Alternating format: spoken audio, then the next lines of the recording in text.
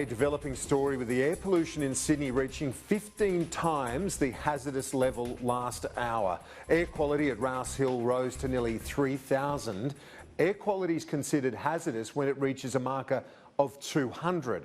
Strong winds have dragged the smoke into the Sydney Basin from a nearby fire at Gospers Mountain. Conditions will improve later today. The gusts needed to clear the smoke from the city could create tough conditions for fire crews.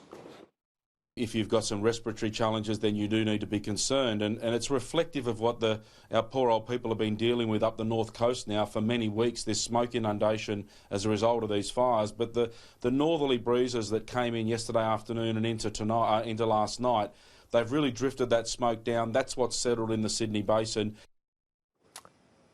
The RFS says fire danger ratings will be in place today for the Greater Sydney, Hunter, Illawarra, Central Ranges and Southern Ranges regions, up from yesterday's very high classification. A total fire ban has been declared for much of the northwest of New South Wales.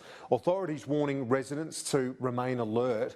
Currently there are 50 fires burning across New South Wales.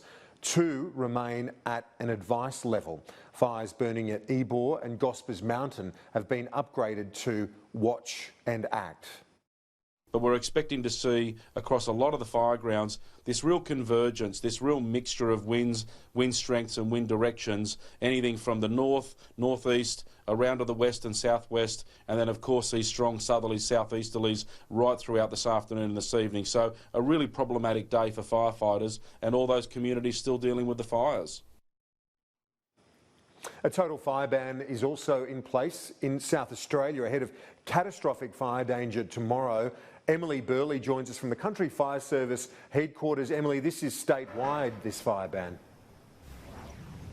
That's right. Now, it's not uncommon for fire authorities to issue a total fire ban on days of extreme fire danger, but it is unusual for them to issue a statewide ban ahead of those conditions. They say by doing so, they hope people realise just how serious this fire threat is going to be tomorrow. Now, today we are seeing more of those hot, dry conditions, but tomorrow is going to be even hotter with strong winds added to the mix as well.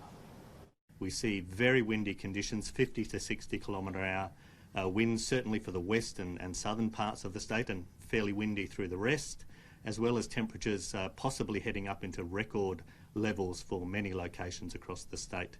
Adelaide itself heading for 42 degrees as a forecast, very close to our record ever maximum temperature for Adelaide for November.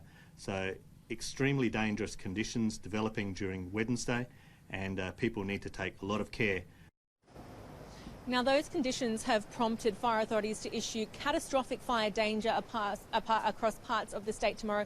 The rest of the state still extreme and severe fire danger. As we said, a total fire ban is in place today statewide.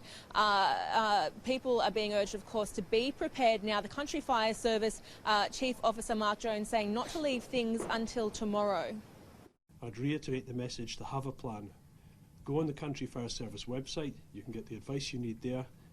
Have a plan for what you'll do if you live in a bushfire-prone area. Check the properties nearby for materials that might burn, and just be careful.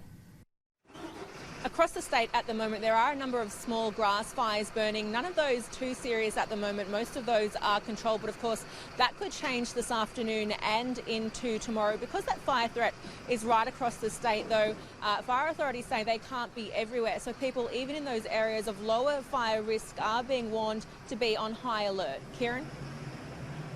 Thanks, Emily. We'll talk to you soon. Firefighters in Queensland are hoping to get the upper hand on more than 70 blazes that are burning in that state. Conditions have eased a little. Julia Bradley standing by for us at the Nerang Fire Station on the Gold Coast. Talk us through what conditions are expected this week, Julia. Well, look, Kieran, we're certainly seeing some easing conditions today, and that's expected to continue over the next couple of days. We're going to see a maximum of a very high fire danger across much of the state for this period. Now, that's because of these lighter winds that we're experiencing, light to moderate winds, which is really helping the work of some of our firefighters. And we are seeing